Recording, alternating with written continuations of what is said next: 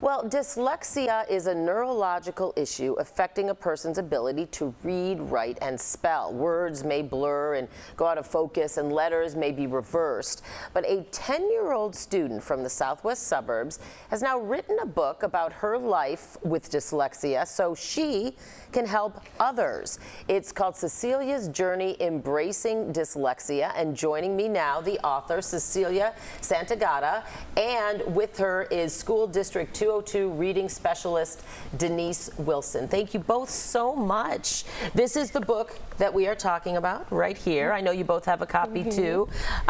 You know, you are 10 years old, Cecilia, right? How did you feel when you first found out that you had dyslexia, and was it a bit of a relief, because I would imagine you were having some struggles with reading? Yes, it was a bit of a relief, but at first I knew how it felt to feel it, or feel when you first find out. How did you feel?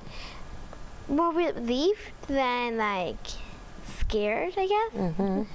And at first I felt frustrated, and I felt super frustrated.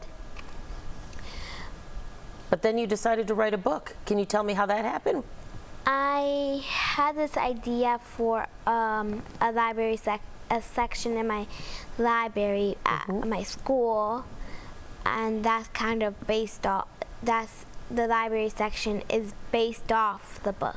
Now, Denise, when did you kind of come into the picture here? I'm assuming you've worked with Cecilia, and tell me about the book's, you know, genesis, if you will. Yes. So I've had the pleasure of working with Cece since she was in first grade, so I've worked with her for a long time. And, you know, we've worked together with the family and the school, and there was always sort of red flags coming up. So we worked with the parents, and she went and got a diagnosis from a doctor, and she came in the day that she came in. I do remember, I remember she came in, it was this spring, and she's like, I have dyslexia. And it opened a whole door for us to have this conversation. And so since I worked with her, we worked together an hour a day in a small group situation. As a group, we talked about it, how can we help kids learn more about this, because 1 in 5 children have some form of dyslexia. And so we're like, how can we spread awareness? And Cece's grandma's an author, so we're like, why don't, you know, her idea came. So your grandma helped you? Yes. Denise, is the book now in your school library? Oh yeah, so Cece and I have worked together. We've got multi-step plan to throw this out there. So the first step is she's got the book. And then tell what we did next about getting our funding. We made a video to my principal, and he gave us some money to get the books and the stuff we need for the section. That's amazing. Okay, so let me ask you, Cecilia, Cece, I guess is what people call you. What do you hope will happen because of your book, especially when it comes to other kids who might also have dyslexia?